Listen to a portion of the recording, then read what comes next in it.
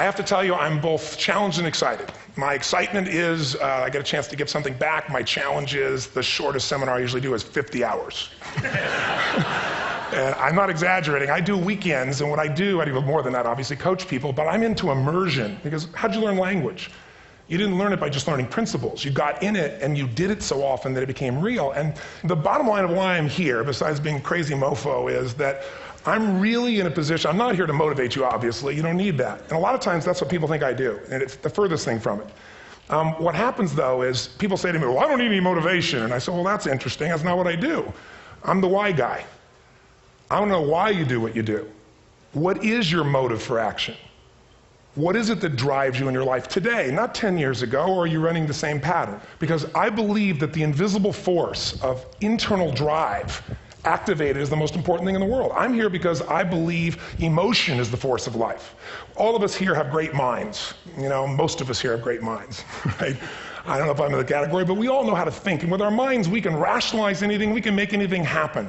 We can, I agree with what was described a few days ago about this idea that people work in their self-interest. But we all know that that's bullshit at times. You don't work in your self-interest all the time. Because when emotion comes into it, the wiring changes in the way it functions. And so it's wonderful for us to think intellectually about how the life of the world is, and especially those who are very smart. We can play this game in our head, but I really want to know what's driving you. And what I'd like to maybe invite you to do by the end of this talk is explore where you are today for two reasons. One, so that you can contribute more. And two, so that hopefully we can not just understand other people more, but maybe appreciate them more and create the kinds of connections that can stop some of the challenges that we face in our society today. They're only going to get magnified by the very technology that's connecting us, because it's making us intersect. And that intersection doesn't always create the view of everybody now understands everybody and everybody appreciates everybody. So I've had an obsession basically for 30 years. And that obsession has been what makes the difference in the quality of people's lives? What makes a difference in their performance? Because that's what I got hired to do. I got to produce the result now. That's what I've done for 30 years. I get the phone call when the athlete is burning down on national television and they were ahead by 5 strokes and now they can't get back on the course. And I got to do something right now to get the result or nothing matters. I get the phone call when the child is going to commit suicide, and I got to do something right now. And in 29 years, I'm very grateful to tell you I've never lost one in 29 years. It doesn't mean I won't someday, but I haven't done it. And the reason is an understanding of these human needs that I want to talk to you about. So when I get those calls about performance, that's one thing, like how do you make a change? But also, I'm looking to see what is it that's shaping that person's ability to contribute, to do something beyond themselves. So maybe the real question is, you know, I look at life and say there's 2 master lessons. One is there's the science of achievement, which almost everyone in this room has mastered to an amazing extent. That's how do you take the invisible and make it visible, right? How do you take what you dream about and make it happen, whether it be your business, your contribution to society, money, whatever it is for you, your body, your family. But the other lesson of life that is rarely mastered is the art of fulfillment. Because science is easy, right? We know the rules, you write the code, you follow those, and you get the result. Once you know the game, you just, you up the ante, don't you? But when it comes to fulfillment, that's an art. And the reason is it's about appreciation and it's about contribution. You can only feel so much by yourself. So I've had an interesting laboratory to try to answer the question of the real question, which is what's the difference in somebody's life if you look at somebody like those people that you've given everything to, like all the resources they say they need. You gave them not a $100 computer, you gave them the best computer. You gave them love, you gave them joy, you were there to comfort them. And those people very often, and you know some of them I'm sure, end up the rest of their life with all this love, education, money, and background, spending their life going in and out of rehab.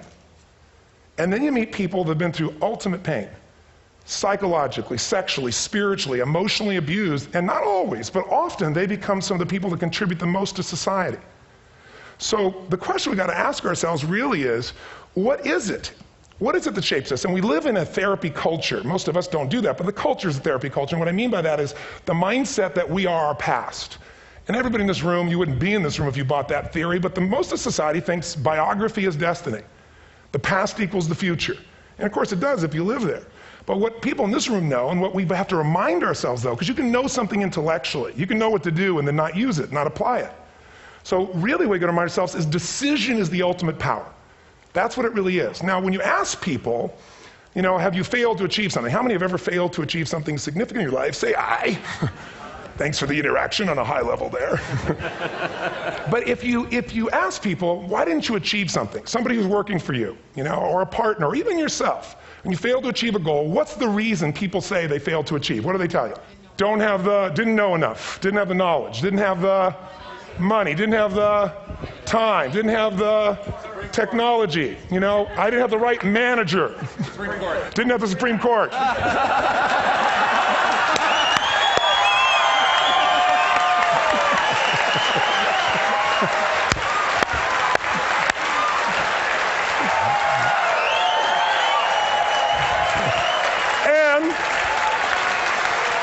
And what do all those, including the Supreme Court, have in common? They are a claim to you missing resources. And they may be accurate. You may not have the money. You may not have the Supreme Court. But that is not the defining factor.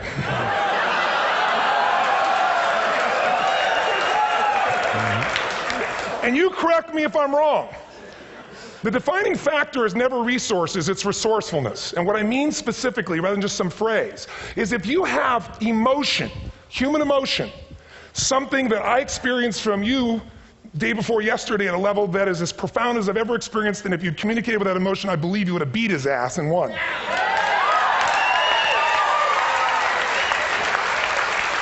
But how easy for me to tell him what he should do. Idiot, Robbins. But I know when we watched a debate, at that time, there were emotions that blocked people's ability to get this man's intellect and capacity and the way they came across to some people in that day. Because I know people that wanted to vote in your direction and didn't, and I was upset. But there was emotion that was there. How many know what I'm talking about here? Say I. So emotion is in, and if we get the right emotion, we can get ourselves to do anything. We can get through it. If you're creative enough, playful enough, fun enough, can you get through to anybody, yes or no? Yeah. If you don't have the money, but you're creative and determined enough, you find the way. So this is the ultimate resource, but this is not the story that people tell us, right? The story people tell us is a bunch of different stories. They tell us we don't have the resources, but ultimately, if you take a look here, flip it up if you would. They say, what are all the reasons they have in common? We've said that. Next one, please. He's broken my pattern, that son of a bitch. But I appreciated the energy, I'll tell you that. What determines your resources? We've said decisions shape destiny, which is my focus here. If decisions shape destiny, what determines it is 3 decisions. What are you going to focus on? Right now, you have to decide what you're going to focus on. In this second, consciously or unconsciously, the minute you decide to focus on something, you've got to give it a meaning. And whatever that meaning is produces emotion. Is this the end or the beginning? Is God punishing me or rewarding me, or is this the roll of the dice? And emotion then creates what we're going to do, or the action. So think about your own life, the decisions that have shaped your destiny. And that sounds really heavy, but in the last 5 or 10 years, 15 years, haven't there been some decisions you've made that if you made a different decision, your life would be completely different? How many can think of one, honestly? Better or worse? Say I. So the bottom line is maybe it was where to go to work, and you met the love of your life there. Maybe it was a career decision. I know the Google geniuses I saw here. I understand that their decision was to sell their technology at first. What if they made that decision versus to build their own culture? How would the world be different? How would their lives be different? Their impact. The history of our world is these decisions. When a woman stands up and says, no, I won't go to the back of the bus, she didn't just affect her life. That decision shaped our culture. Or someone standing in front of a tank. Or being in a position like Lance Armstrong and someone says to you, you've got testicular cancer. That's pretty tough for any male, especially if you ride a bike. Right? You got it in your brain, you got it in your lungs. But what was his decision of what to focus on? Different than most people. What did it mean? It wasn't the end, it was the beginning. What am I going to do? He goes off and wins 7 championships he never won once before the cancer because he got emotional fitness, psychological strength.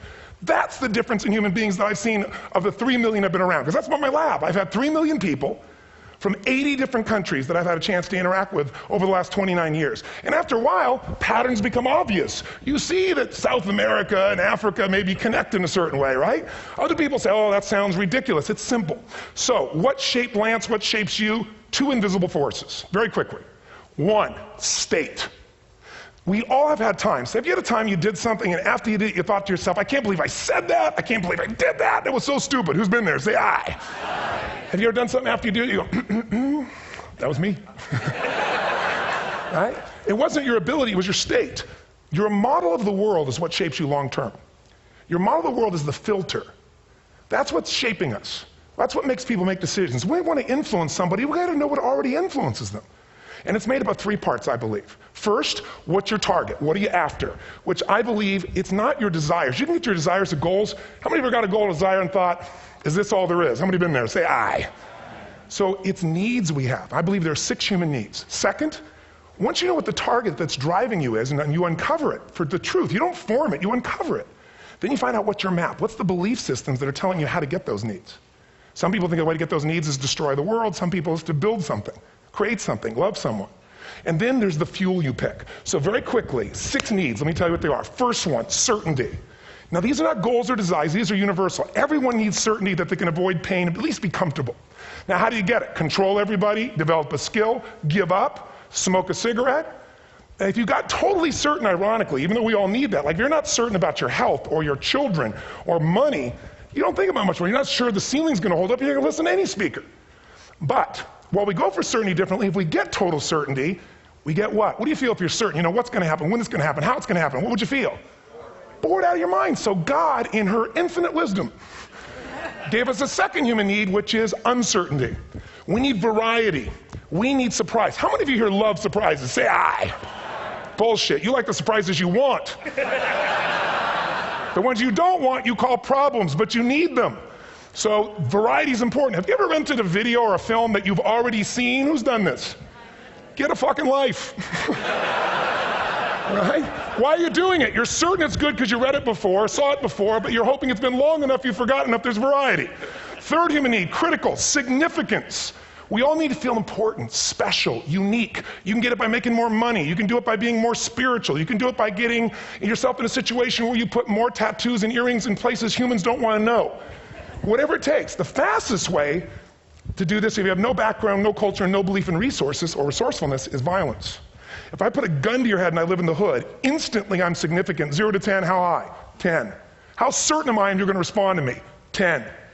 How much uncertainty? Who knows what's going to happen next? Kind of exciting. Like climbing up into a cave and doing that stuff all the way down there. Total variety and uncertainty. And it's significant, isn't it? So you're willing to risk your life for it. So that's why violence has always been around and will be around unless we have a consciousness change as a species.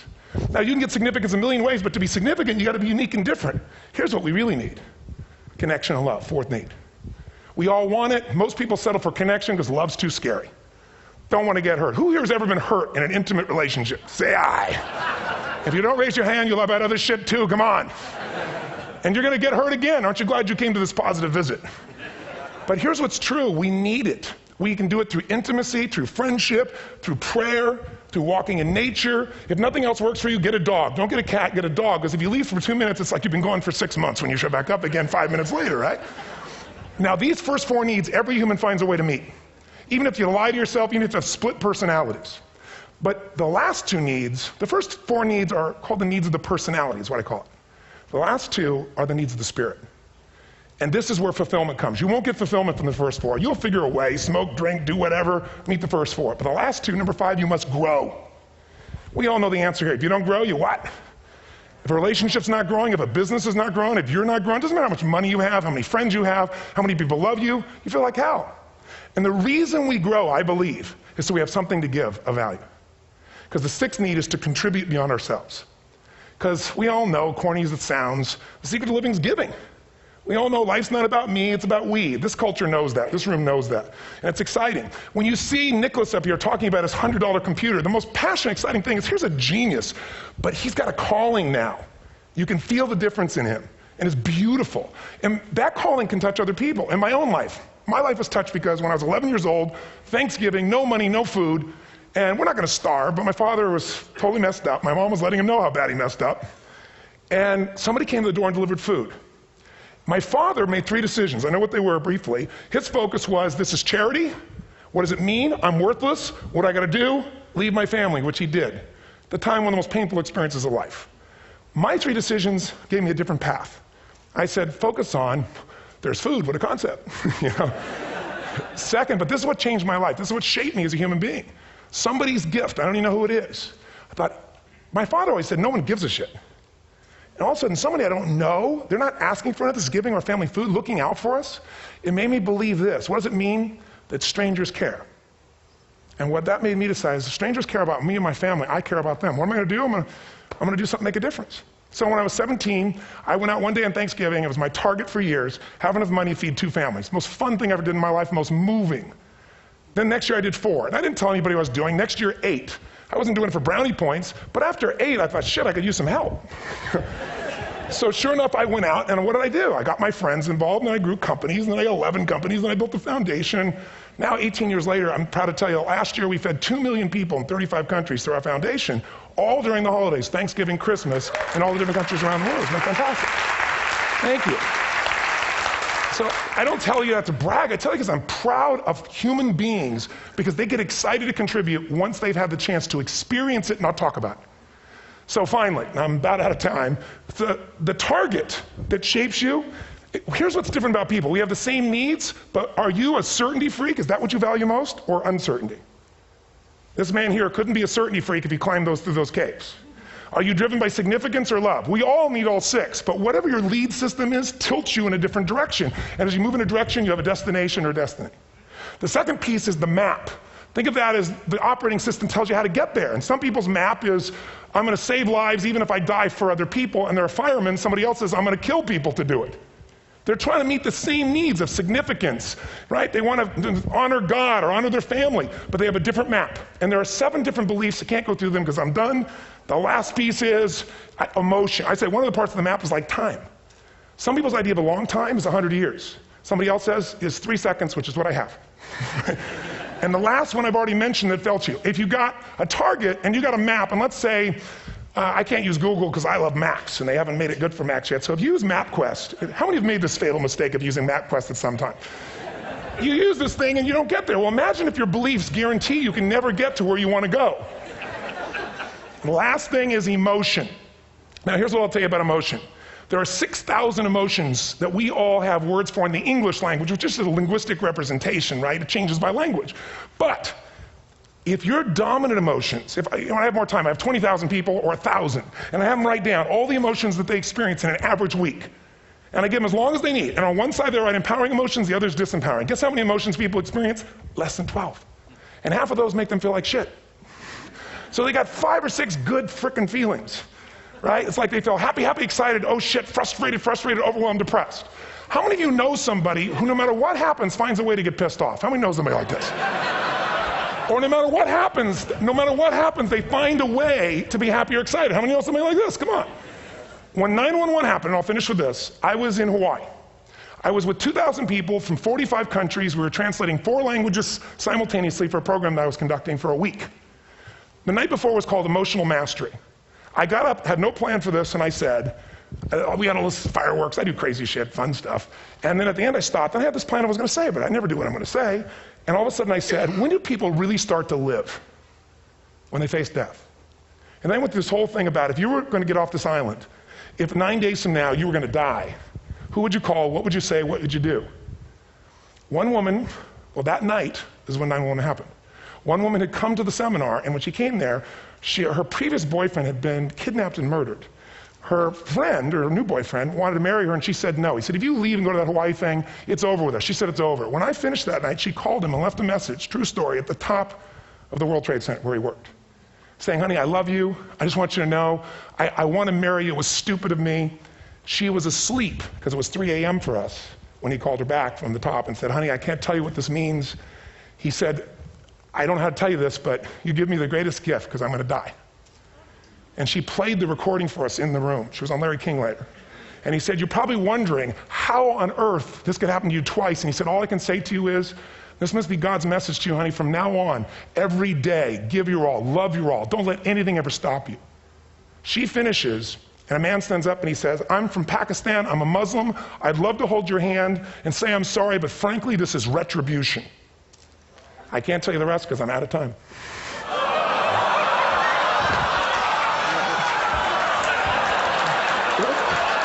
Are you sure? Finish the story. 10 seconds.